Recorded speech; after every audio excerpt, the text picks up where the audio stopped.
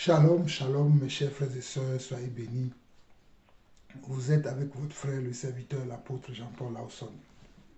En tout cas, pour ceux qui ne me connaissent pas, je suis le serviteur Jean-Paul Lawson. Et je suis avec vous ce soir pour partager un souci qui me tient vraiment à cœur. Un souci qui me tient vraiment à cœur parce que nous voyons aujourd'hui beaucoup d'enfants de Dieu qui ne savent pas comment reconnaître un vrai serviteur de Dieu. Nous voyons aujourd'hui beaucoup d'enfants de Dieu qui ne savent pas comment les reconnaître, comment savoir si tel ou tel est serviteur de Dieu. Ils ne savent pas. Et je parle de ce sujet parce que actuellement sur les réseaux sociaux, il y a un remue-ménage par un jeune frère au Gabon qui s'appelle le chocolat des filles, qui est sur TikTok et qui dénonce les dérives, on va dire, moi je les appelle les dérives sectaires ou les dérives dans les églises. Il parle de ces choses et il alerte les gens. Et à chaque jour, je vois ces vidéos sur TikTok. À chaque jour, je les vois.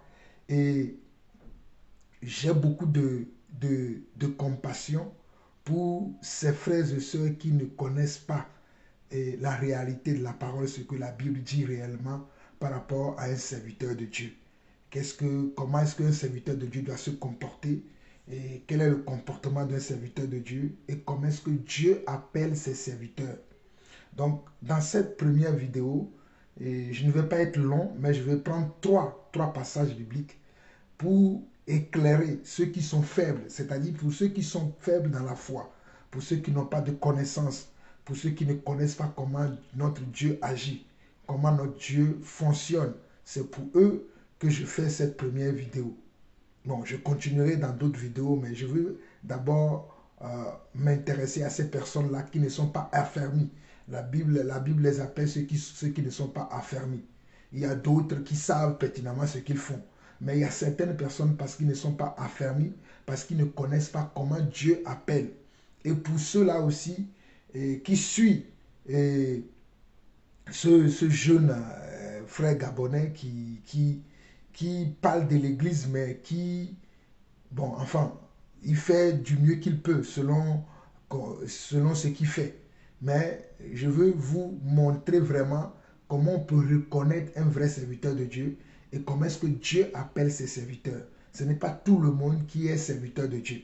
Et aujourd'hui, et avant de commencer, aujourd'hui, j'aimerais que vous sachiez qu'aujourd'hui, parce que les gens ont raté leur vie, je dis bien parce que les gens ont raté leur vie, ils se sont autoproclamés des prophètes, des pasteurs, des apôtres, des évangélistes, ainsi de suite. Ils sont devenus des serviteurs de Dieu. D'autres parce qu'ils n'ont pas une vie sociale, ils n'ont pas un métier, et ils ont raté complètement leur vie et ils sont autoproclamés. D'autres parce que ce sont les hommes qui les ont trompés, qui les ont dupés. Et d'autres carrément, ils sont venus parce qu'ils savent que dans l'église, les gens ont cœur pour servir Dieu, les gens veulent connaître Dieu. Et c'est pour ça qu'ils viennent dans l'église pour faire leurs bêtises, pour tromper les gens, pour amadouer les gens, pour séduire les gens. Mais ce ne sont pas des véritables enfants de Dieu. Donc, dans la Bible, je vais vous montrer comment Dieu appelle ses serviteurs. Et pour servir Dieu, ce n'est pas de la volonté d'un homme qu'un homme va se lever pour dire je vais servir Dieu. Pour servir Dieu, c'est une vocation. Donc, il y a des critères spécifiques dans la parole. Je répète cette partie. Pour servir Dieu, d'abord, c'est une vocation. C'est un appel. Tu ne peux pas te lever du jour au lendemain pour dire je suis serviteur de Dieu. C'est un appel que tu reçois de la part de Dieu. C'est un appel que tu vas recevoir de la part de Dieu pour le servir. C'est Dieu qui appelle pour le servir. Donc les gens ne se lèvent pas eux-mêmes pour aller servir Dieu. C'est Dieu qui appelle ses enfants pour le servir, ses serviteurs pour le servir. Et nous allons voir ce que la Bible dit par rapport à ça. Ou sinon, si tu as ce désir de servir Dieu, il y a un critère spécifique dans la Bible. Il y a un critère que Dieu a préétabli par rapport à ceux qui veulent le servir. Je ne vais pas tout partager avec vous aujourd'hui, mais je vais vous donner trois passages de la Bible pour savoir que c'est Dieu qui appelle et quand Dieu appelle, c'est pour un but. Quand Dieu appelle ses serviteurs, c'est pour un but précis. Et il y a des conditions à respecter. C'est parce que ces conditions ne sont pas respectées qu'aujourd'hui, ce monsieur qui est sur TikTok, qu'on appelle le chocolat des filles, fait ses vidéos pour, en tout cas, réveiller les gens qui se font abuser dans les assemblées. Donc, nous allons prendre rapidement, nous allons prendre Luc chapitre 10. Luc chapitre 10. Bon, avant de prendre Luc chapitre 10, on peut prendre Matthieu. Matthieu chapitre 10 d'abord. Matthieu chapitre 10, nous lisons du verset 1 au verset 10. Matthieu chapitre 10, verset 1 au verset 10. Jésus dit ceci dans la parole. Il dit, puis ayant appelé les 12 disciples, il leur donna le pouvoir de chasser des esprits impurs et de guérir toute maladie et toute infirmité. Voici les noms des 12 apôtres. Regardez bien, voici les noms des 12 apôtres. Le premier, Simon appelé Pierre, et André son frère, Jacques fils de Zébédée et Jean son frère. Philippe et Barthélemy, Thomas et Matthieu le publicain, Jacques fils d'Alphée et Thaddée, Simon le cananéite et Judas Iscariote, celui qui livra Jésus. Tels sont les 12 que Jésus envoya après leur avoir donné des instructions suivantes. Après leur avoir donné des instructions suivantes.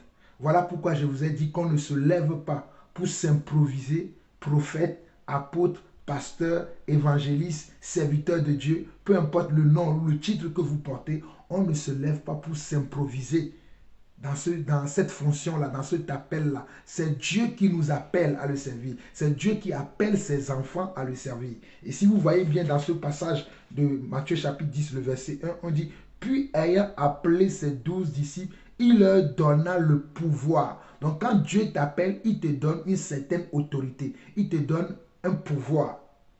Et il leur donne le pouvoir de chasser les esprits impurs et de guérir toute maladie et toute infirmité. Donc quand Dieu t'appelle, il te donne une autorité. Tu ne peux pas inventer cette autorité-là. C'est Dieu qui te le donne. Ok. Ce point, on quitte ce point. On a vu les noms des 12. Et voici les instructions qu'il leur donnait. Il dit, n'allez pas vers les païens et n'entrez pas dans les villes des Samaritains.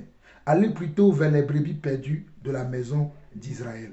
Donc quand Dieu envoie ses serviteurs, il les envoie vers les brebis perdues. C'est-à-dire ceux qui ont faim et soif de le connaître. Ceux qui ont faim et soif de le, comment? De le voir. De voir sa main sur leur vie. De comprendre ce qu'il a pour eux.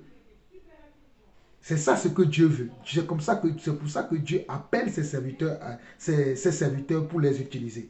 Et si on voit bien dans ce passage, à partir du verset 6, il dit, allez plutôt vers les brebis perdues de la maison d'Israël. Allez prêcher et dites le royaume des cieux est proche. Donc le message que les pasteurs, les apôtres, les prophètes, les évangélistes doivent partager, c'est le royaume des cieux. C'est dire que le royaume des cieux est proche. Ils ne sont pas là pour d'autres intérêts. Ils ne sont pas là pour prêcher et que les gens puissent gagner des choses qui n'ont rien à voir avec le royaume de Dieu. Ils sont là pour parler du royaume des cieux. Parce qu'il dit, allez prêcher et dites que le royaume des cieux est proche. C'est vrai, c'est vrai et c'est sûr que dans ce message-là qui dit que le royaume des cieux est proche, il y a beaucoup de dérivés, il y a beaucoup de choses qu'on peut dire autour de ce message-là du royaume des cieux. Donc la question que nous devons nous poser, c'est quoi le royaume des cieux? Quand on dit que aller prêcher le royaume des cieux, dit que le royaume des cieux est proche, c'est quoi le royaume des cieux? Le royaume des cieux, c'est la volonté de Dieu. Le royaume des cieux, c'est la façon de Dieu de faire les choses. Le royaume des cieux, c'est la manière de Dieu d'aborder et de faire les choses. Tout simplement pour ne pas tirer de long à large. Et si je continue, il dit, guérissez les malades, ressuscitez les morts, purifiez les lépreux, chassez les démons, vous avez reçu gratuitement, donnez gratuitement. Regardez bien, vous avez reçu gratuitement, donnez gratuitement. Lorsque les disciples vont partir, les serviteurs de Dieu, les élus, le choix que Dieu a fait, quand ils vont partir, les instructions que Jésus leur a données, premièrement, ils doivent prêcher le royaume de Dieu. Premièrement, ils doivent prêcher le royaume de Dieu. Secondo, ils doivent guérir, secourir, assister et délivrer ceux qui sont sous l'emprise des démons. Ils doivent les délivrer. Et ils doivent savoir également qu'ils ont reçu gratuitement et ils doivent donner gratuitement. En aucun moment, ils doivent vendre la parole de Dieu. Ils doivent vendre de l'eau. Ils doivent vendre des prières. Ils doivent vendre des livres, comme on voit dans les assemblées aujourd'hui. C'est ce que ce jeune frère-là dénonce. Hein? Le dépouillement des enfants de Dieu qu'on voit aujourd'hui dans les églises ne vient pas de Dieu. Le dépouillement des enfants de Dieu qu'on voit aujourd'hui dans les milieux chrétiens, dans les assemblées chrétiennes, n'est pas une pratique qui vient de la parole de Dieu. Parce que voici les instructions que Jésus a données aux apôtres. Je dis ça pour ceux qui sont mal affermis, pour ceux qui ne connaissent pas Dieu et que partout on parle de Jésus là. Tant qu'on dit Jésus, ils vont. Parce qu'il y a certains faux miracles, certaines fausses paroles qui se donnent là-bas et vous êtes attirés par ces choses. Regardez ce que Jésus a dit à ses disciples dans Matthieu chapitre 10, le verset 7 au verset 10 dit « Allez prêcher ». Ils doivent aller prêcher et dire « Le royaume des cieux est proche ». La première mission, les premières instructions, c'est de dire que le royaume des cieux est proche. Guérissez les malades, ressuscitez les morts, purifiez les lépreux, chassez les démons. C'est-à-dire, on doit assister les gens dans leurs problèmes quotidiens. Ceux qui sont malades, on prie pour eux. Et ceux qui sont possédés, on chasse les démons de leur vie. On leur parle de la bonne nouvelle. Déjà, quand ils reçoivent la bonne nouvelle, ils peuvent être délivrés déjà. Et n'oubliez pas, il a dit, vous avez reçu gratuitement. Donnez ensuite gratuitement. Pourquoi aujourd'hui, les pasteurs vendent la parole de Dieu dans l'église? Pourquoi aujourd'hui, les apôtres, les prophètes vendent de l'eau, de l'huile? Ils vont aller acheter de l'huile à 1 euro ou à 2 euros, à 2000 francs CFA, à 3000 francs CFA. Ils vont le vendre à 100 000, à 1 million, à 5 000 $, à 10 000 $ dans leurs assemblées. Et les enfants de Dieu ne se posent pas de questions. Les enfants de Dieu ne se posent pas de questions alors que Jésus a dit, moi je vous ai donné l'autorité pour me servir, je vous ai donné gratuitement. Donc allez vous aussi et donnez gratuitement aux autres. Allez vous aussi et donnez gratuitement aux autres. Ne vendez pas les choses. Vous n'êtes pas convaincus? Allons lire encore dans Luc chapitre 10. Luc chapitre 10. Luc chapitre 10, verset 1 au verset 3. Après cela, le Seigneur désigna encore 70 autres disciples et il les envoya 2 à 2 devant lui dans toutes les villes et dans tous les lieux où lui-même devait aller. Regardez, dans Luc chapitre 10, le verset 1, on nous dit, après cela, le Seigneur désigna encore 70 autres disciples et il les envoya 2 à 2 devant lui dans toutes les villes et dans tous les lieux où lui-même devait aller. Il leur dit, la moisson est grande, mais il y a peu d'ouvriers. Priez donc le maître de la moisson d'envoyer des ouvriers dans sa moisson. Partez, voici, je vous envoie comme des agneaux au milieu des loups. Ne portez ni sac, ni souliers, et ne saluez personne en chemin. Vous voyez? Donc, dans ce passage dans Luc chapitre 10, nous voyons que Jésus a appelé, dans Matthieu 10, nous avons vu qu'il avait appelé 12, que tout le monde connaît, qui sont les apôtres. Mais dans ce passage-là de Luc, il avait désigné encore d'autres personnes qui sont 70. Et il les a envoyés en leur donnant des instructions claires. Donc c'est pour cela que je vous disais dès le départ que personne ne peut se lever comme ça et dire que moi je vais aller servir Dieu. Si tu veux aller servir Dieu là, Dieu te donne des instructions. Et les instructions, c'est ce qui est marqué dans sa parole. Tu n'inventes pas tes propres instructions. Tu n'inventes pas tes propres manières de faire et que tu viens mentir aux gens que c'est Dieu qui t'a donné ces instructions-là. Tu ne fabriques pas tes instructions.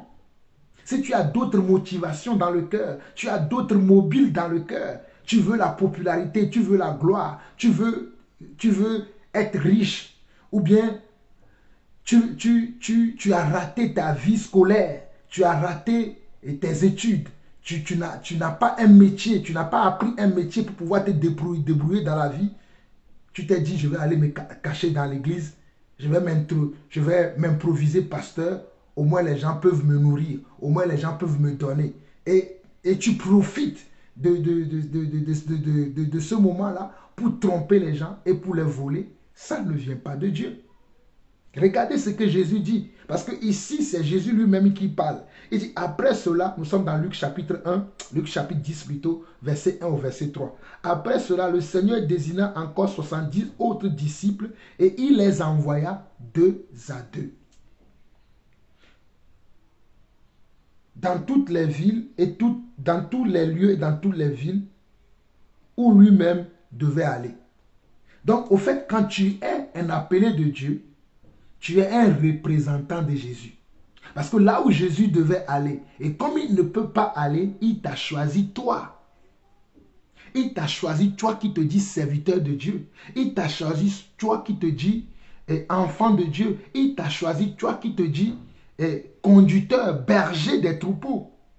Parce que serviteur de Dieu veut dire berger des troupeaux. Tu conduis un troupeau. Et il y a des instructions que Jésus donne. Ces instructions, nous venons de le voir à Matthieu chapitre 10. Il dit, allez prêcher le royaume des cieux. Et dites que le royaume des cieux est proche. Mais d'où viennent les messages que nous écoutons aujourd'hui? D'où vient le spectacle que nous voyons aujourd'hui dans les assemblées? La vente des livres, la vente de l'eau, la vente de l'huile. Hein? On fait tomber les gens à tort et à travers. Hein? Des guérisons mensongères, des miracles mensongers. D'où viennent toutes ces choses? Alors que Jésus dit, au verset 2, il leur dit, la moisson est grande, mais il y a peu d'ouvriers. Priez donc le maître de la moisson d'envoyer des ouvriers dans sa moisson. Donc, pour servir Dieu là, il faut des personnes qualifiées. Il faut des personnes qui sont honnêtes. Il faut des personnes qui sont justes. Il faut des personnes qui ont pour motivation l'amour du peuple, l'amour des gens. Il faut des personnes qui ont envie d'aider les autres. Voilà pourquoi Jésus a dit la moisson est grande, mais il y a peu d'ouvriers. Parce que même au temps de Jésus, Jésus a remarqué que beaucoup de gens ne s'intéressaient pas à la vie des brebis. Beaucoup de gens ne se préoccupaient pas au bien-être du troupeau. Mais ils profitaient du troupeau. Ils profitaient comment? Des enfants de Dieu. Ils profitaient des gens. Voilà pourquoi Jésus, c'est lui-même qui choisissait les gens. Il ne laissait pas les gens berner les gens, tromper les gens, duper les gens, comme nous voyons aujourd'hui dans nos assemblées, dans le milieu chrétien aujourd'hui. Ce que dénonce ce jeune frère gabonais, que nous autres, nous dénonçons depuis des siècles et des siècles, depuis des années et des années. Nous avons pris la continuité de nos prédécesseurs, comme l'apôtre Paul, comme Pierre, comme Jean, pour ne citer que cela. Nous avons toujours dénoncé ces choses. Mais aujourd'hui, ces choses prennent tellement de l'ampleur parce que même vous-même, vous les chrétiens, vous les croyants, vous les soi-disant enfants de Dieu, vous les soi-disant qui fréquentez des assemblées, au lieu de connaître la parole de Dieu, au lieu que vous-même vous cherchez Dieu, regardez ce que Jésus leur dit ici. Il a dit priez. Il a dit priez le maître de la moisson. Regardez Luc chapitre 10 verset 2 dit, il leur a dit la moisson est grande mais il y a peu d'ouvriers. Priez donc le maître de la moisson d'envoyer des ouvriers dans sa moisson. Donc, avant de fréquenter une assemblée, là, priez pour que Dieu vous dirige vers de vrais serviteurs de Dieu. Priez pour que Dieu vous dirige vers des vrais envoyés de Dieu. Pas les gens qui font des faux semblants. Pas les gens qui sont là pour remplir leur ventre et leur compte en banque. Pas les gens qui sont là pour leur popularité seulement. Pas les gens qui ne se soucient pas de votre vie. Pas les gens qui sont là avec des idées saugrenues. Des idées qui n'ont rien à voir avec la parole de Dieu. Ils ne prêchent pas le royaume des cieux. Ils viennent prêcher leur foyer. Ils viennent prêcher comment leur voyage. Ils viennent prêcher comment? Ils viennent prêcher leur misère. Ils viennent prêcher leurs rêves. Mais ils ne viennent pas vous parler de Dieu. Jésus a dit prêchez le royaume des cieux. Jésus a dit prêchez le royaume des cieux. Guérissez les malades. Purifiez les lépreux. Il y a beaucoup de gens qui sont lépreux. Il y a la lèpre spirituelle et la lèpre physique. Il y a les malades spirituels et les malades physiques. Être malade spirituellement, c'est de ne pas connaître qui on est. C'est de ne pas savoir ce que Dieu a préparé pour nous. Tu es malade si tu ne connais pas ces choses. Tu es malade si tu ne sais pas que Jésus est venu pour te libérer. Jésus est venu pour te sauver. Et toi, tu dois venir dire ça aux gens. Non, tu viens vendre de l'eau. Tu viens vendre de l'huile. Tu viens vendre tes livres, les livres que tu as écrits. C'est ce que tu viens vendre. Tu viens vendre des voyages. Tu viens vendre comment? Des choses qui n'ont rien à voir avec la parole et tu te dis que tu es serviteur de Dieu. Voilà pourquoi nous disons que, ou bien voilà pourquoi la parole, je viens vous montrer par les Écritures, la parole dit comment Jésus a appelé les gens. Donc tous ces gens que vous voyez, qui font du spectacle, qui attirent des foules, ils font tellement du spectacle, ils attirent des foules. Ils ont plein de fidèles dans leurs assemblées. Et tous les dimanches, ou presque tous les jours, ils font de n'importe quoi dans ces milieux-là. Cela ne veut pas dire que ce sont des envoyés de Dieu. Ce n'est pas parce que beaucoup de personnes, plusieurs personnes les suivent dans ces milieux-là, dans leur boutique. Moi, j'appelle ça boutique. Dans leur commerce, où les gens viennent acheter du mariage, ils viennent acheter des enfants, ils viennent acheter le succès dans le travail, ils viennent acheter le succès dans les affaires, ils viennent pour ça. D'ailleurs, on leur promet ces choses, mais ils n'ont même pas ces choses. Ils viennent vous duper, ils viennent vous tromper. C'est pour cela que ce jeune homme-là crie tous les jours. Ce jeune homme qu'on appelle le chocolat des filles, il est sur TikTok. Tous les jours, je vois ces vidéos tous les jours. Je suis interpellé de vous montrer la chose qui est dans la parole. Parce que lui, il ne vous montre pas ça. Il est bien vrai qu'il vous interpelle, mais il ne vous montre pas la vérité. Moi, je vous montre la vérité en plus. Sortez de ces choses. Quand quelqu'un s'auto-proclame serviteur de Dieu, Dieu ne l'a pas appelé. Voilà pourquoi je vous ai montré dans Matthieu chapitre 10, dans Luc chapitre 10, les critères d'appel de Dieu. Les instructions que Dieu donne à ses appelés. Si vous comparez ces instructions-là à nos pasteurs d'aujourd'hui, à nos prophètes d'aujourd'hui, à nos apôtres d'aujourd'hui, est-ce qu'il y a une similitude dedans? Est-ce que vous voyez que ceux-là respectent la parole de Dieu? Mais non, ce ne sont pas des envoyés de Dieu. Ce ne sont pas des envoyés de Dieu. Croyez-moi. Un dernier passage. 1 Timothée chapitre 3. Et nous finissons par là. 1 Timothée chapitre 3. 1 Timothée chapitre 3. Lisons à partir du premier verset. Regardez ce que la parole de Dieu dit ici. Cette parole est certaine. Si quelqu'un aspire à la charge d'évêque, il désire une œuvre excellente. Si quelqu'un aspire veut dire que si quelqu'un souhaite servir Dieu, peut-être Dieu ne t'a pas appelé, mais toi tu veux le servir. Tu te dis, il m'a tellement fait du bien, il a fait tellement de choses dans ma vie, je veux le servir. Dieu peut aussi l'agréer. Mais nous disons que servir Dieu, c'est un appel. C'est une vocation. Tu ne te lèves pas du jour au lendemain pour devenir un serviteur de Dieu. C'est un appel, c'est une vocation. Maintenant, si parce que Dieu t'a tellement fait du bien dans ta vie et que toi aussi, en retour, tu veux le servir, Dieu peut... C'est un bon sacrifice. Parce que Dieu dit également quoi? Il dit également que nous devons lui donner notre vie. Si tu veux donner ta vie à Dieu parce que lui aussi, il t'a donné sa vie et c'est une manière pour toi de le remercier, de lui rendre gloire, mais Dieu va... C'est un noble sacrifice. Mais il y a des conditions. Il y a des conditions. Et les conditions, les voici. Il dit quoi? Cette parole est certaine. Si quelqu'un aspire à la charge d'évêque, il désire une œuvre excellente.